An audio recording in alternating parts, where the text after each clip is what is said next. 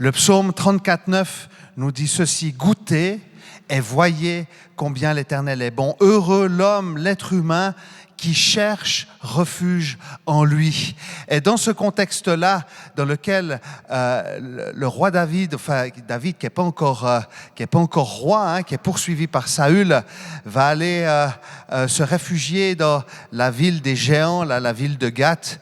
Et on va commencer à le reconnaître et il commence à avoir peur pour sa vie et il va se faire passer pour un fou. Il y a la bave qui va couler, il va se faire couler la bave sur la barbe pour montrer qu'il est fou. Il passe par un moment vraiment très très compliqué.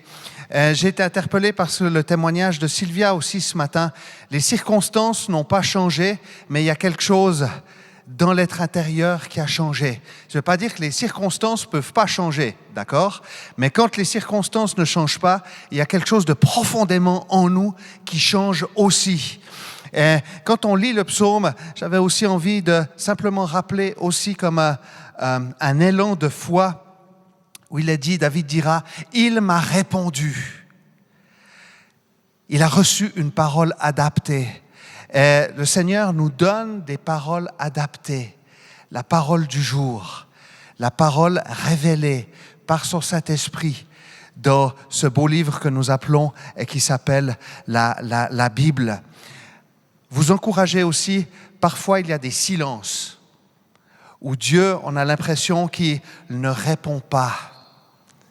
Mais quand Dieu ne répond pas, c'est une invitation à continuer par la foi à nous attacher à lui, à ne pas nous attacher à ce qui est visible, mais plutôt à nous attacher à ce qui est invisible. Dieu fait toutes choses belles en son temps. Ensuite, il m'a délivré de toutes mes frayeurs et mes détresses. Il est le Dieu de notre délivrance. Et le Seigneur est celui qui est capable de nous délivrer de l'épreuve, mais c'est aussi celui qui est capable de délivrer nos chaînes, ce qui nous retient aussi d'avancer. David continue en disant « On est rayonnant de joie » et cela est lié au salut. Il y a une possibilité de retrouver la joie d'être sauvé, un renouvellement dans l'espérance par l'action du Saint-Esprit. Le visage ne rougit pas de honte. C'est en fait toujours la honte et la confusion sont liées au péché et à la perdition dans la Bible. C'est obtenir, le visage ne rougit pas de honte, c'est obtenir le pardon des péchés qui est lié pas seulement à un manque de vision pour notre avenir, mais à la perdition. Et nous sommes sauvés. L'Éternel rachète l'âme de ses serviteurs. On continue. L'Éternel campe autour de ceux qui le craignent. Il les arrache au danger. Et nous vivons dans un monde dangereux. Un monde dangereux. Et Doris nous l'a dit tout à l'heure, et ça m'a interpellé, où elle n'allait pas bien, elle allait regarder sur Internet. Et puis, faites attention avec ceci, il y a tellement de fake news. Moi, une fois, je suis allé regarder pour un mal de gorge. Je peux vous dire que j'étais encore plus déprimé. Il ne me disait pas que j'avais un rhume, mais il me disait que j'étais prêt à mourir et puis que j'avais un cancer, etc. Donc, faisons attention. Ça, c'est des choses peut-être qui semblent un petit peu basiques, mais il y a des choses aussi qui sont liées à la foi. Faisons aussi attention à ce dont nous nous nourrissons dans la parole de Dieu. Nous vivons dans un monde où les séductions spirituelles foisonnent, d'où notre vigilance et notre discernement dans la prière en demandant justement sagesse et discernement.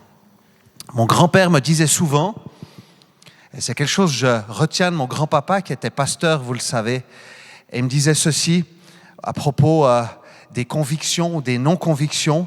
Dans le doute, abstiens-toi. Et c'est quelque chose qui m'a interpellé. Dans le doute, abstiens-toi. Si tu vas regarder quelque chose ou qu'on te dit quelque chose et que tu n'es pas sûr, dans le doute, abstiens-toi. Rien ne manque à ceux qui se confient en lui. Seigneur nous donne des ressources, et on l'a entendu à plusieurs reprises aussi ce matin, les ressources nécessaires dont nous avons besoin et vient renouveler notre marche avec lui. On continue. Il est près de ceux qui ont le cœur brisé. combien il est important d'inviter le Seigneur. Bien sûr qu'il est présent, mais de l'inviter dans nos traumatismes, de l'inviter dans ce qui est douloureux pour nous, et lui demander d'agir et d'intervenir. Seigneur est plein de compassion, riche en bonté et en miséricorde, et il est près de ceux qui ont le cœur brisé. Et on peut avoir le cœur brisé pour plein de raisons différentes. On peut avoir des choses que nous portons encore depuis enfants dans nos vies. Mais je crois qu'il est important aussi, nécessaire, d'inviter le Seigneur à venir dans nos traumatismes et dans les choses qui sont difficiles et compliquées. David dira encore, « Beaucoup de malheurs atteignent le juste, mais l'Éternel l'en délivre toujours. » Beaucoup de malheurs atteignent le juste, mais l'Éternel l'en délivre toujours. La parole de Dieu nous dit aussi que nous ne serons pas éprouvés au-delà de nos forces. Et c'est vrai que le fait d'être éprouvé va aussi nous donner cette capacité de résilience et de traverser les épreuves. Boris Cyrulnik, qui est un célèbre, il est beaucoup de choses, il est philosophe, il est aussi psychiatre, et il a dit ceci, « La résilience, c'est l'art de naviguer dans les torrents. » Et on voit que aussi dans notre vie chrétienne, il y a des torrents que nous traversons. Et la résilience, c'est continuer de nous attacher au Seigneur et apprendre à naviguer dans ces torrents-là. Goûtez et voyez combien l'Éternel est bon. Goûter, il y a une notion de savourer, de prendre le temps, de s'arrêter pour prendre le temps. Retrouver une sensation aussi de satiété, de contentement, de plénitude, de paix. Jacques 1,17 nous dit ceci, « Toute grâce excellente et doux don parfait descend d'en haut du Père des Lumières, chez lequel il n'y a ni changement, ni ombre de variation. »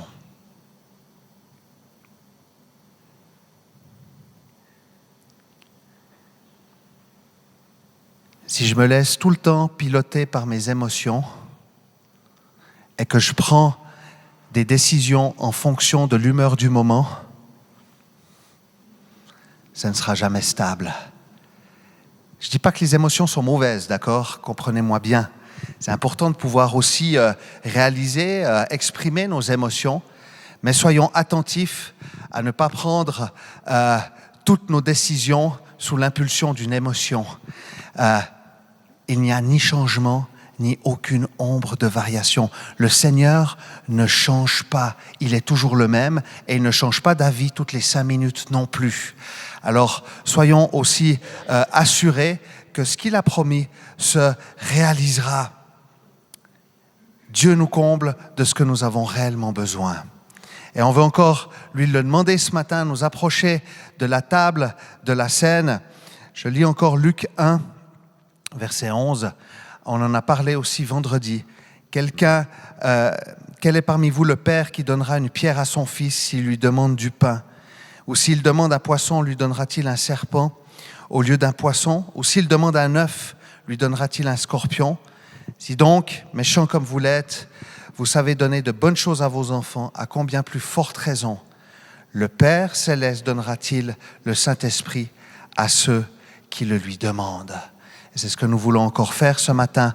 Nous voulons nous approcher du Seigneur qui nous invite à sa table et nous voulons nous attendre à ce qu'il nous donne ce dont nous lui demandons, le Saint-Esprit.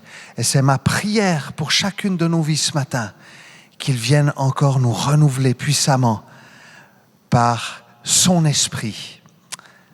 Cherchez l'Éternel, goûtez et voyez combien l'Éternel est bon. Amen.